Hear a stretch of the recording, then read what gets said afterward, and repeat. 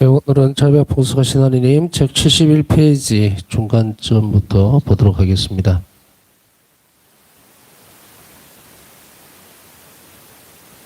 어제 우리가 살펴본 바와 같이 고해수 안에서, 고해성사 안에서는 우리가 단순하게 죄에 대한 어떤 용서만 있는 것이 아니고 성사적인 효과들이 있습니다. 그것을 소홀히 하면은 아무리 좋은 것이라 하더라도 본인이 그것을 인지하지 못하면은 아무 소용이 없죠.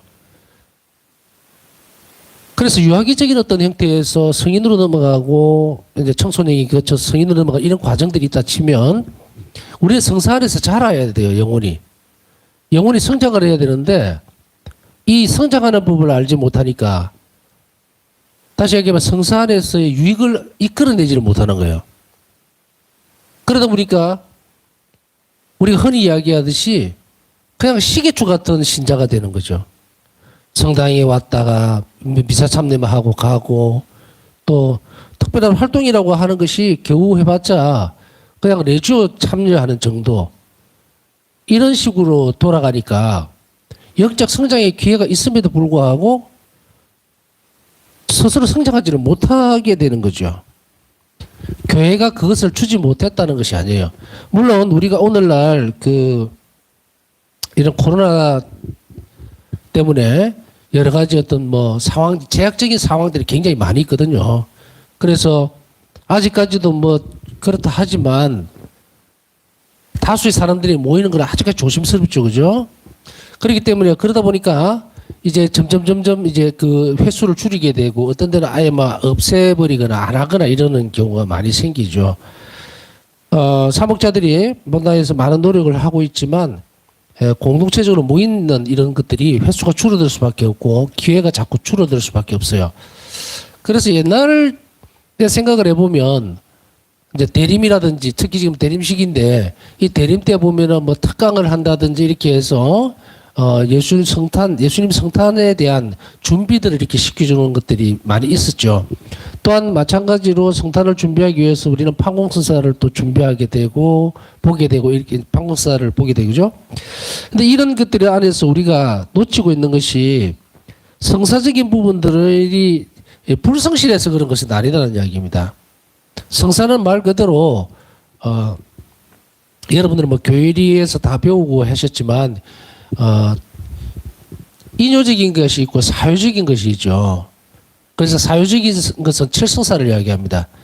그리고 인효적인 것은 준성사를 이야기를 해요. 그러니까 사유적이라는 말은 집행되는 그 순간에 모든 것들이 완전하게 하나님께서 직접 하시는 거기 때문에 그 일 자체가 성스럽고 거룩한 거라는 거예요. 그게 은총에 완전히 우리에게 완전하게 와닿는다는 이야기입니다. 그것을 이제 사유직이라고 그래요. 일에 따라오는 거예요. 고해성사라든지 아니면은 미사 전례라든지 또 그 안에서 성체성사 이런 부분들은 바로 그 자체가 집전됨으로 인해서 바로 완전한 효과가 드러나는 거예요. 주어지는 거거든요. 근데 인효직이라는 것은 사람에 따라서 효과가 나는 거예요. 뭐가 있습니까? 묵주. 준성사죠. 그죠? 십자가도 그냥 준성사 이제 축성 받고 방사를 받고 나서 그 벽에다 걸어놓으면 뭐예요? 아무 소용이 없어요. 그래서 묵주도 마찬가지로 주머니 넣고 만다니면 아무 효과가 없죠. 묵주 기도를 할 때에 이제 그것이 효과가 드러나는 거예요.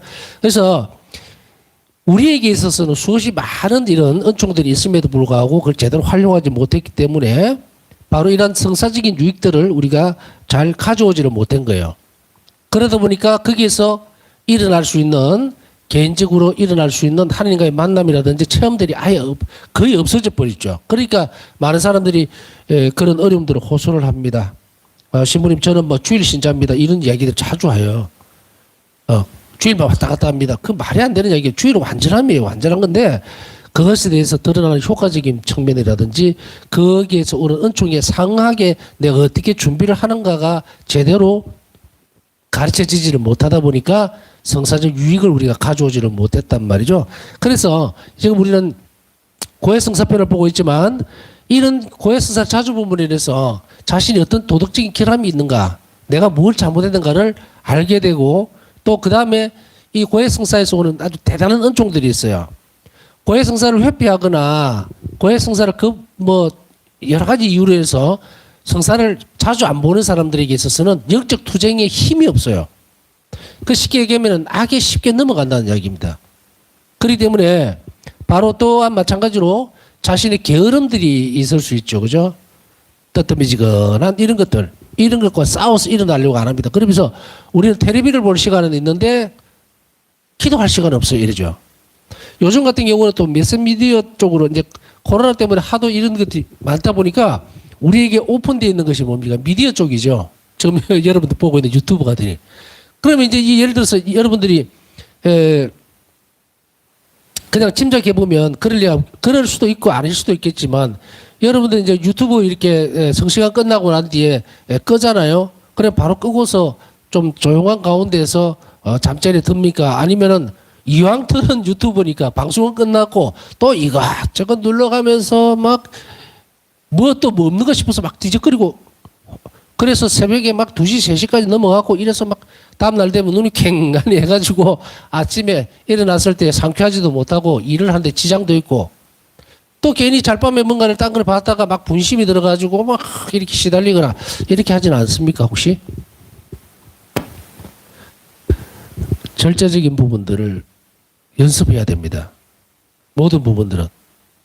그래서 지난번에도 잠깐 말씀을 드렸지만 전후로 이 성시간을 준비하기 앞에와 뒤에 이 부분은 침묵 가운데 가능하면 조용함을 유지를 해야 돼요. 그래서 적어도 10분이나 20분 전에는 소란 쏘는 것이 없도록 해야 됩니다. 막 유튜브 방송 보고 있다가 알림 설정해놔니까 알림 제가 이게 다 켜잖아요. 그럼 알림 오면 그때서 조금만 더 보고 이러다가 딴 거 보고 있다가 막 부랴부랴 그래 들어오진 않았습니까? 혹은 TV 보고 있다가 막 빠져들어 있다가 5분 전에 2분 전에 혹은 알람 오니까 그때 부랴부랴 준비해갖고 하진 않는지 이러면요 영원히 잠잠함을 유지를 못합니다. 이것도 여러분들의 스케줄을 바꿔야 돼요. 바꿔야 됩니다. 저는 여기 경당에 올 때 바로 옆이지만 25분 전에 와요 여기 가능하면. 그래서 준비하고 조용한 가운데에서 하나하나 이렇게 챙겨보고 이러거든요. 이건 대단히 중요합니다. 미사도 마찬가지고 또 기도를 할 때도 마찬가지고 이런 것들이 굉장히 중요해요. 그 역할을 하는 게가. 여러분들이 갑자기 뜨거운 물을 바로 마실 수가 없으면 식히잖아요. 시간이. 마찬가지로 우리 영혼이 하나님께 가기 위해서는 이런 예비적인 동작들이 굉장히 중요하다는 것을 우리는 잘 아셔야 돼요. 그래서 고해성사도 적극적으로 보면 안 됩니다. 적극적으로 보면 안 되고 오늘 오다 보니까 줄 서 있네 오늘 성사 주는가 보다 하고 뚝 들어가 버리면 안 됩니다. 준비 안 되면 안 돼요. 물론 그 시간 안에 앉아서 자기 죄에 대해서 뭐 여러 가지 것들을 잘 성찰해서 하는 것은 좋은 겁니다. 여러분들 판교사 보러 가면은 어떻게 합니까?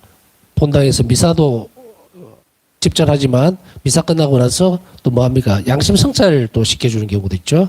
양심 성찰 그것을 통해서 뭐 어떤 것들을 하고 있는가 하고 이렇게 쭉 성찰을 시키면은 그것에 준비를 하는 경우도 많이 있으리라고 생각합니다.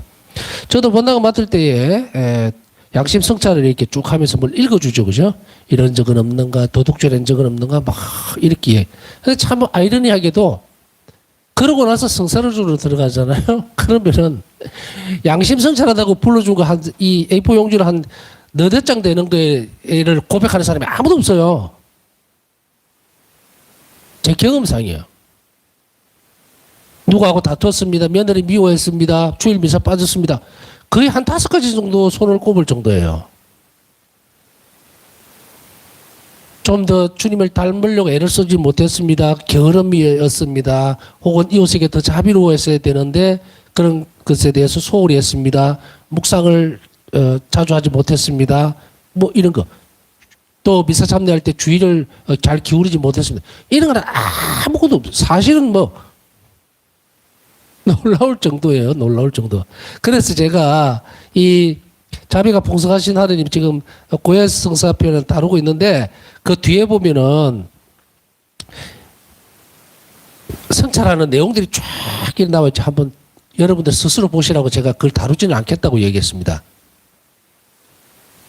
우리가 하나님께 다가갈 때에는 아마 다는 아니지만 적어도 두 가지 측면에서 우리는 잘 살펴봐야 됩니다. 하나는 하라 한 것을 하지 않은 것이 죄가 되는 경우가 있고, 하지 말라고 한 것을 함으로 인해서 죄를 짓는 경우가 있어요. 그런데 대부분은 금령이라 그러죠. 하지 마십시오라는 것을 어겼을 때만 죄 고백을 해요. 하십시오라고 한 것에 대해서 죄가 아니라고 생각한단 말이에요. 그럼 무슨 말이냐? 이웃사랑. 빈곤하고 궁핍한 형제들을 찾아보지를 못했습니다. 병자들을 위해서 관심을 기울이지 못했습니다. 연옥 영혼들을 위해서 기도를 하지 못했습니다. 이거 다 죄입니다. 사랑의 범주 안에. 이거 그냥 예수님께서 당부하셨으니까, 예수님 원하시니까 이거 비켜간다? 예수님이 원하시는데 협력하지 않는 것이 죄예요. 사랑에 위배되는 거잖아요. 그런데 대부분이 이 부분은 생략을 해버립니다. 생략을 해버려요. 이 죄의 범주가 아니고 그냥 내가 하는데 그냥 좀 그런 게 소홀히 했네 정도예요. 도둑질을 했습니다. 뭐 어떻게 했습니다. 남의 물건을 탐냈습니다. 뭐 허락 없이 누구 물건을 가져갔습니다. 이런 거는 죄인 줄 알아요. 하지 말라고 한 걸 했죠. 하라는 적극적인 것은. 하라고 한 것을 적극적으로 할 때 그 영혼이 성장을 하거든요. 그런데 우리는 반토막난 성사를 보고 있는 거예요. 반토막난 성사를. 하지 말라는 것만 죄 범죄 딱 집어넣고 하라고 한 것을 하나도 안 하면서도 부모에게 효도를 해야 되는데 부모님에게서 너무 소홀히 했습니다. 좀 더 신경을 많이 써야 되겠습니다라고 한다든지, 아니면 이웃에게, 아니면 레지오 활동을 하면서 우리 형제 자매들에게 좀 그렇게 많은 관심이나 또 배려를 하지 못했습니다. 하는 거 완전히 생략이에요. 생략. 들어본 적이 없어요. 저는.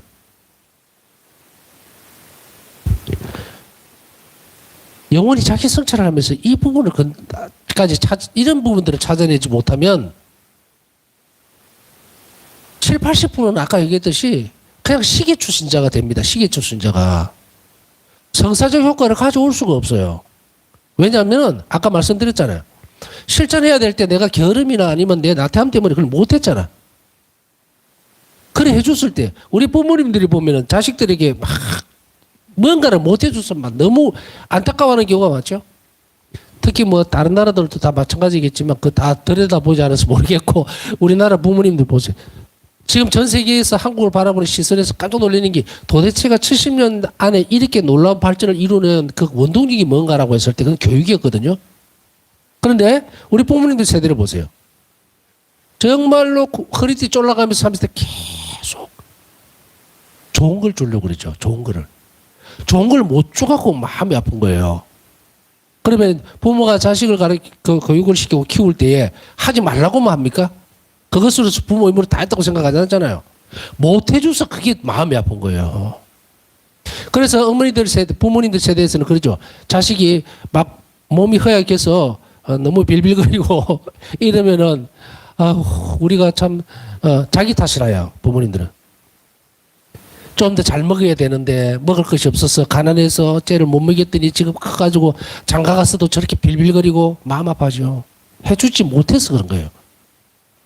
이게 사랑이에요. 이게 사랑에서 전달되어지는 내용물이거든요. 근데 해주지 못해서 아픈 게 뭡니까? 자비죠. 그래서 내가 뼈 빠지게 애를 써서 내를 희생해서라도 얘에게 좋은 걸 먹이고 싶고 좋은 걸 주고 싶어 하는 것. 자, 여기까지 하고요. 우리가 예수님께 좀 더 가까이에서 접근을 하고 그리고 예수님과 더 긴밀하게 일치하면서 이 성사 안에서 이루어지는 효과들을 확실하게 내 삶에 접목시킨다는 말은 내 영혼이 아주 빠르게 성장을 한다는 이야기예요. 하지 말라고 한 것을 지키는 것은 어떻게 보면 쉽습니다. 왜? 머리에 팍 박혀버려요. 근데 하라고 한 것을 찾아내라 그러면 다 죄가 아닌 줄 알아요. 아까 말씀드렸듯이. 그러나 예수님은 뭐라고 말씀하세요? 네 이웃에게 관심을 가지지 않은 것이 죄다라고 얘기하죠. 근데 우리는 그거 다 생략합니다.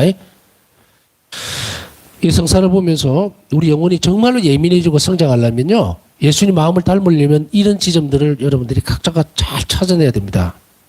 그렇게 해서 그걸 고백해내고 그런 마음이 또 그런 생각들이 또 그런 태도가 성사 안에서 고해 성사 안에서 은총, 그 은총들이 다 이렇게 흘러 들어와야 돼요. 그래야만 우리가 어떻게 된다? 행복할 수가 있어요. 신앙이 굳건해진다고 하는 것은 행복입니다. 그렇기 때문에 이 고해수 안에서 우리가 접근하는 것도 이런 것들을 넓게 보고 우리 성찬을 잘할 수 있도록 해야 되죠. 그것이 바로 성사적 은총이 전가를 합니다. 고해수는 죄인들이 유죄 판결을 받지 않고 석방되는 하나님 자비의 법정이다. 여기에서 중요한 것은 유죄 판결을 받지 않습니다. 이 땅에서는. 자비의 법정이기 때문에. 그러나 우리가 이 세상에서 삶이 끝나고 나면요.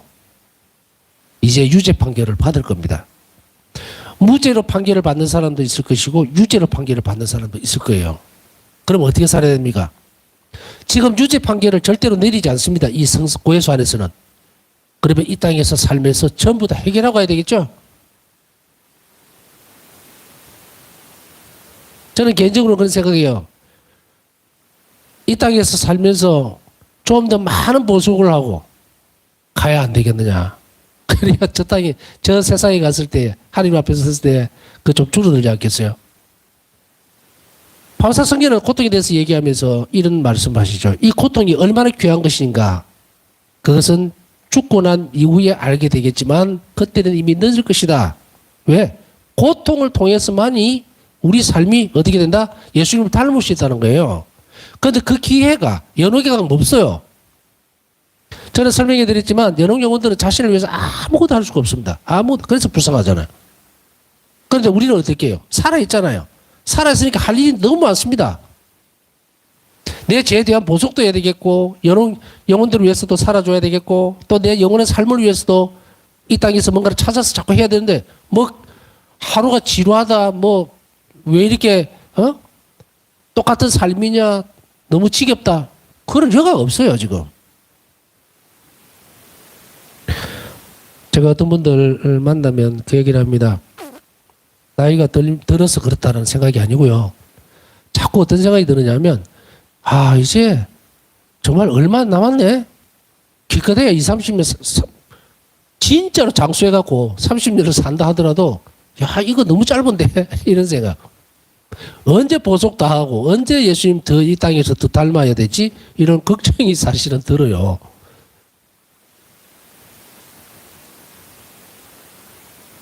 제가 이런 말을 자꾸 한다고 해서 너무 왜 저러지 하지 마시고, 오늘도 우리 신부님 부모님 한번 돌아가셨지만 아버님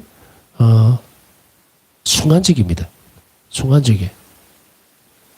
그렇기 때문에 우리가 이런 것들을 계속해서 배우고, 그리고 장담하건대 성사생활에 제가 가르쳐주는 대로 충실하면요, 자신의 삶을 잘 준비할 수가 있습니다. 그래서 두려워지지 않습니다. 나중에 오는 세월이 두려워지질 않습니다. 그렇기 때문에 우리의 걱정이나 근심들이 자꾸 예수님께로 넘어가게 돼요. 그래서 예수님과 하나가 되면 우리가 충실하게 살 수가 있습니다. 그러니까 이 세상 일에 너무 관여하지 말고, 이 세상 일에 관여하지 말라는 말은 다른 의미로 알아들으시면 안 됩니다. 내가 생각할 것은 예수님 뿐이다라는 그쪽으로 많이 가려라는 이야기입니다. 자비의 법정을 우리는 이 땅에서부터 충실하게 잘 삶으로 인해서 우리 영혼이 하나님 보시기에 잘 준비될 수 있도록 노력을 해야 합니다. 하느님은 사랑이시기 때문입니다.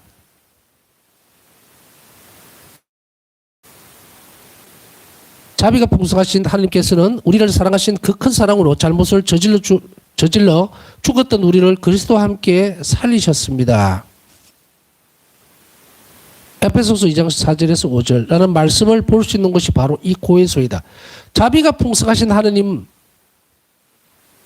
이분은 자비가 풍성하다는 말이 어딥니까? 자비가 왜 풍성해요? 하느님이.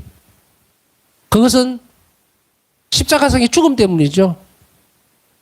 순환과 죽음 때문에 자비로운 겁니다. 우리가 이것을 생각해버리면 안 돼요.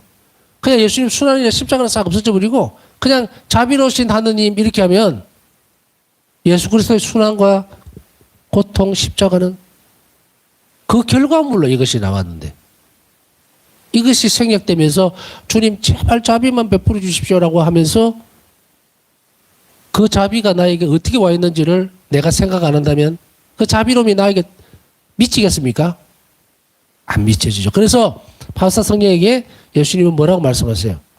너는 모든 일들에 있어서 그 고통을 내 십자가와 결합시켜라. 그래서 바우사 성령에게 끊임없이 이 예수님의 순환에 대해서 묵상할 것을 요구하셨죠. 예수님의 순환을 묵상하면 결국 그 영혼은 어떻게 되냐면 자신의 죽음에 대해서도 준비를 합니다. 그리고 좀 더 깊은 단계로 들어갈 수가 있어요. 아까 말씀드렸듯이 자비로우신 하나님 이러면 책 제목 같이 자비가 풍성하신 하나님 이러면 아 자비가 풍성하시구나. 요 단어에 딱 묶여버려요. 그 이면을 못 본다는 이야기입니다. 이 자비가 왜 풍성한가? 왜 내가 이 자비가 풍성하신다고 하는 그 하느님을 내가 믿어야 하는가? 그것은 나를 위해서 뭐다? 돌아가셨기 때문에.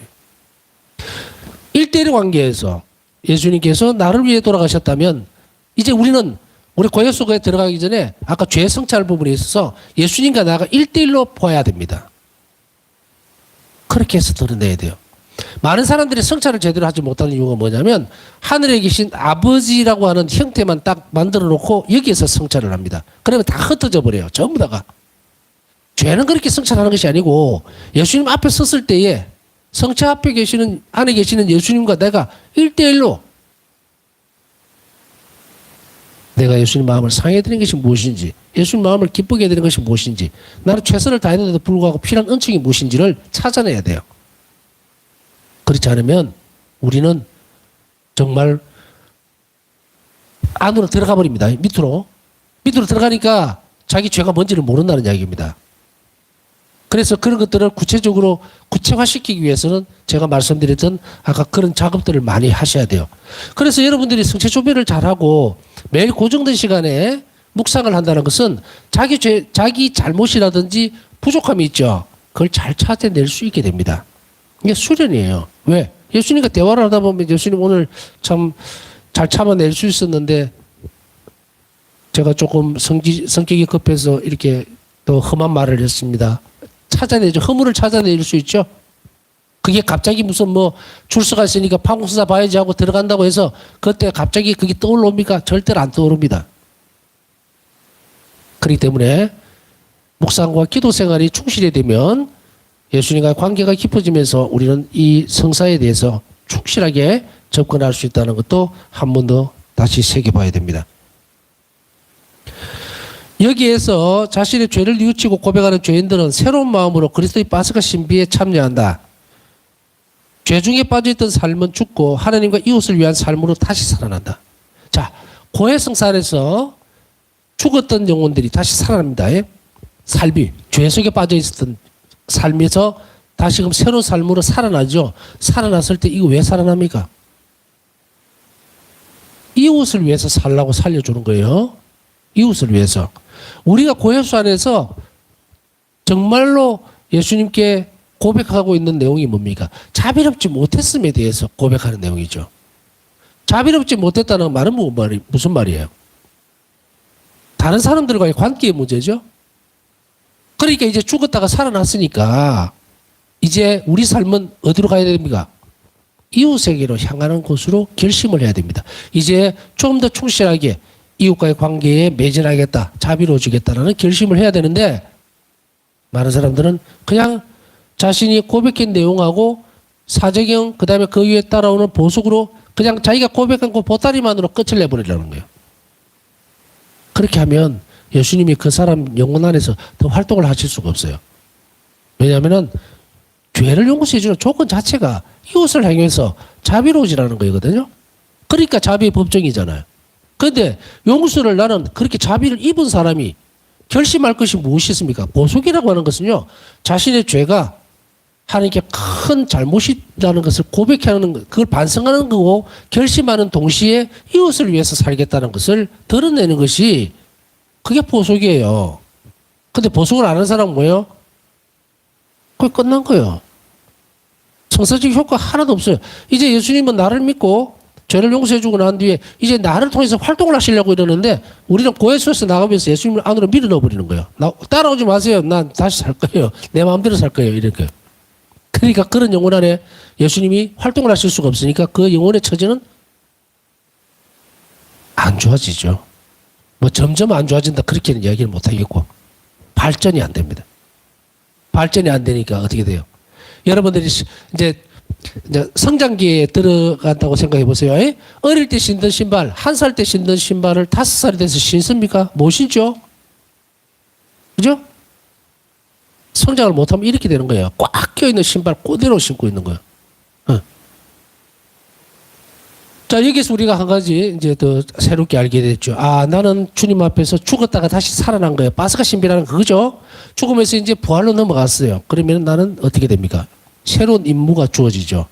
자비를 입었으니 나는 이웃을 위해서 살아야 될 것을 결심하고 나와야 돼요. 그러면은 예수님은 합당한 따라오는 그에 대한 은총들을 축시 줍니다. 내가 주님 이웃을 위해서 자비롭지 못하는 것에 대해서 내 자신이 너무 허약합니다. 너무 이런 부분에 대해서 약합니다라고 하면 그 예수 안에서 예수님은 그게 풍성한 은총을 부어줍니다. 그 예수 안에서 부어주는 거예요. 그걸 알아야 돼요. 그러기 위해서는 우리가 그것을 잘 찾아내고 고백하는 것이 우선이어야 됩니다. 세례성사에서 시작되었으나 죄로 인해 잃어버렸던 그리스도와의 결속은 다시 되살아나서 하나님 생명의 셈이 된다. 세례성사에서 시작됐던 것이 이제 어떻게 되죠? 잃어버려요. 죄로 잃어버려요. 죄의 가장 큰 것이 뭐라 그랬습니까? 하나님과의 결속이 끊어지는 거라 그랬죠.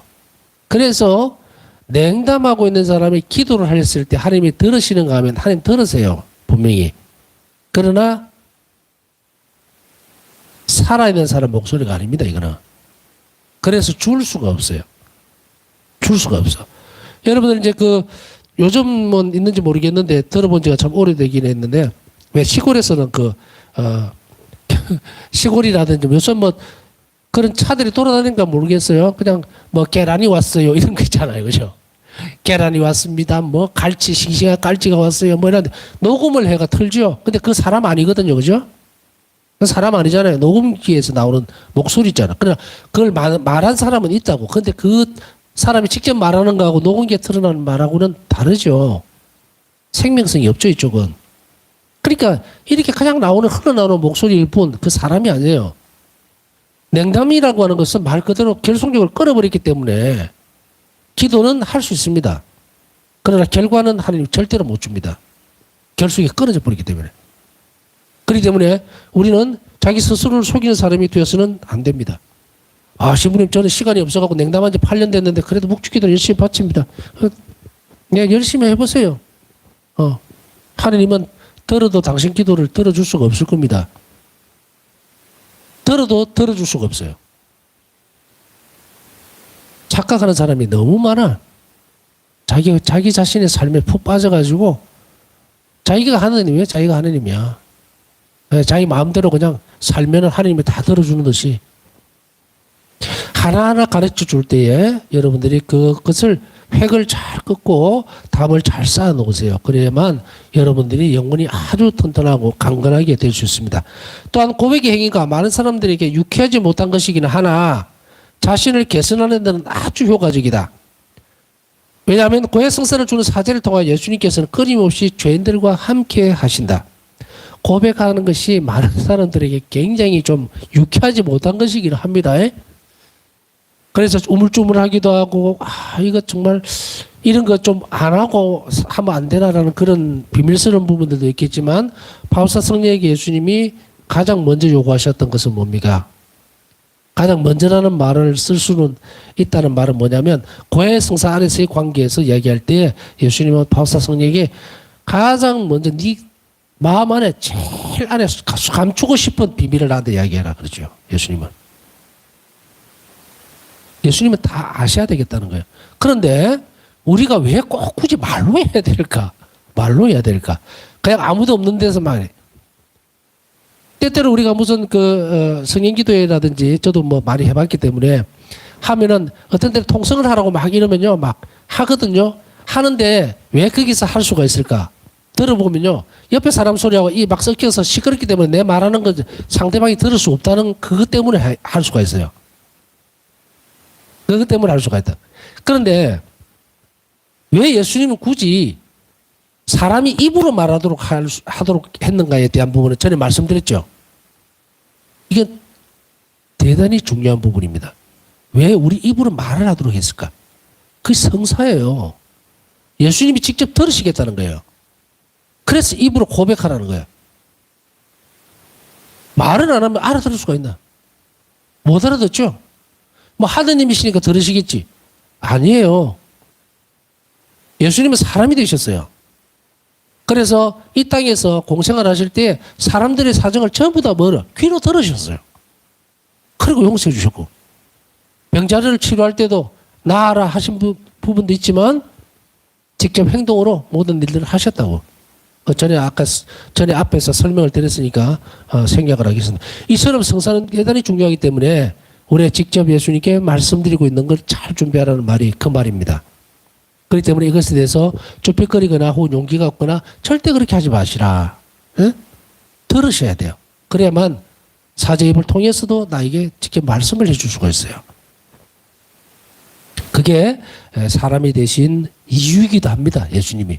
하늘에서 들으실 것 같으면 왜 사람이 되셨겠어요? 직접 우리가 말하는 것을 들으시기 위해서 사람이 되셨다. 예수님께서는 그들과 함께 탁자를 마주하시고 의사로서 앓는 이들을 부르시며 하나님의 사랑을 증언하시고 그들의 삶을 바꿀 기회를 주신다. 참 중요합니다. 고해수 안에서는 삶을 바꿀 수가 있어요. 삶을 바꿀 수가 있습니다. 그래서 고해수 안에서는 많은 은총을 주는데 우리가 내적으로 받아들이는 것에 대한 확신을 가져야 해요. 우리가 지금 살아가는 삶이 불완전하고 하나님 사랑을 완전히 이 땅에서 자꾸 드러내지를 못하니까 우리 삶이 지금 팍팍한 겁니다. 불행하고 고통스럽고 답답하고 미래가 안 보이는 것 같아요 라고 했을 때 그 부분은 새로운 삶을 시작할 수 있는 가능성을 자기가 닫아놓고 있거든요. 그거를 고해수 안에서 예수님께 충실하게 내놓아야 돼요. 아픈 사람이 아프다고 얘기를 해야지. 여기서 아프다는 이야기는 뭡니까? 이 땅에서 지금 사는 삶이 팍팍하고 어렵다. 내일 당장 끼니를 걱정해야 된다. 너무 고통스럽고 병중에 있다. 이 전부 다 우리가 불완전함이거든요. 이것은 직접 안으로 들어가야 돼요. 가지고 고해수 안으로. 그래서 삶을 바꿀 기회를 주시는 거예요. 자비로우신 예수님께서는 바로 이러한 목적으로 화해와 참회 성사를 제정하셨다. 아픕니다. 예수님 도와주세요. 저를 나서 주십시오라고 할 때 삶을 바꿀 수가 있어요. 우리가 칠성사 중에서 보면 고해성사에 대해서 지금 많은 이야기를 하고 있습니다만 굉장히 신비로운 일이 일어나는 거예요. 고해수 안에서. 왜냐하면은 여러분들 생각을 한번 달리 해보십시오. 자, 칠성사 중에서 내가 지금 이야기하고 있는 것을 직접 1대1로 듣는 부분들이 어디가 있습니까? 성체성사에서 있을까요? 아니죠.